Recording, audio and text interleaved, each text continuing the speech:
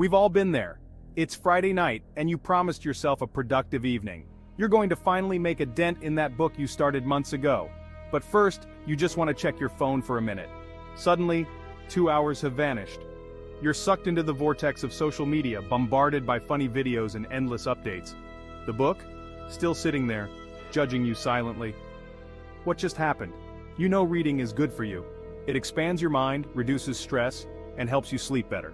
Yet here you are, glued to your phone, feeling a little guilty but unable to resist the allure of instant entertainment. This, my friends, is the power of the scroll hole. It's a place where time disappears and even the most determined individuals can fall prey to the siren song of digital distractions. Our brains are wired to seek pleasure and avoid pain. It's a survival mechanism, hardwired over millennia. And guess what? Modern technology has become incredibly efficient at exploiting this ancient circuitry.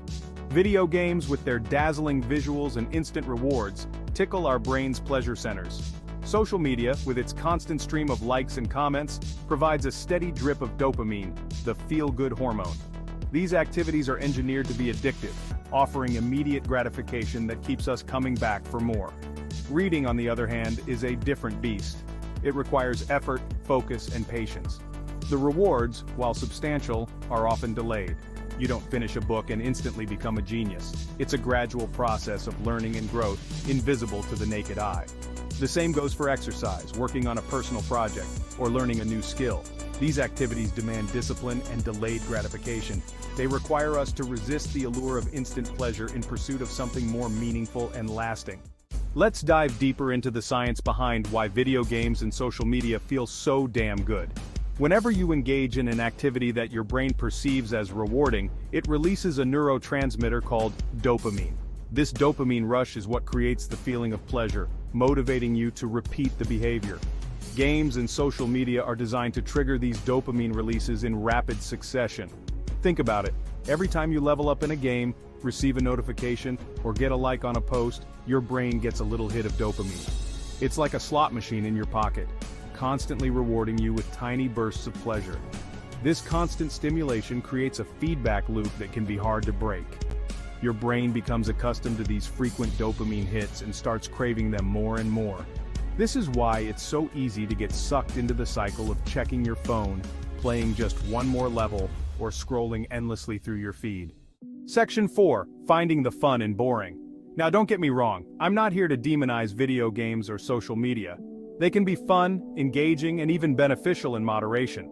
The key is to be mindful of how much time and energy we're devoting to these activities. The real challenge lies in finding ways to make those seemingly boring activities, like reading or exercising, more enjoyable. How do we rewire our brains to find pleasure in the pursuit of long-term goals? The answer, my friends, lies in reframing our perspective. Instead of viewing these activities as chores, we need to find ways to make them intrinsically rewarding. We need to tap into the joy of the process, not just the allure of the outcome. Section 5. Different activities for different folks.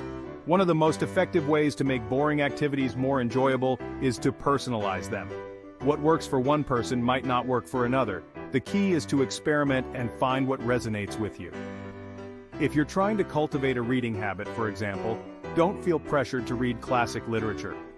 Pick up a genre that genuinely interests you, whether it's fantasy, thrillers, biographies, or even comic books. The goal is to find something that captures your imagination and makes you want to turn the page. The same goes for exercise. Not everyone enjoys running on a treadmill. Explore different activities until you find something you genuinely look forward to, whether it's dancing, swimming, hiking, or playing a sport. The key is to make it fun and sustainable.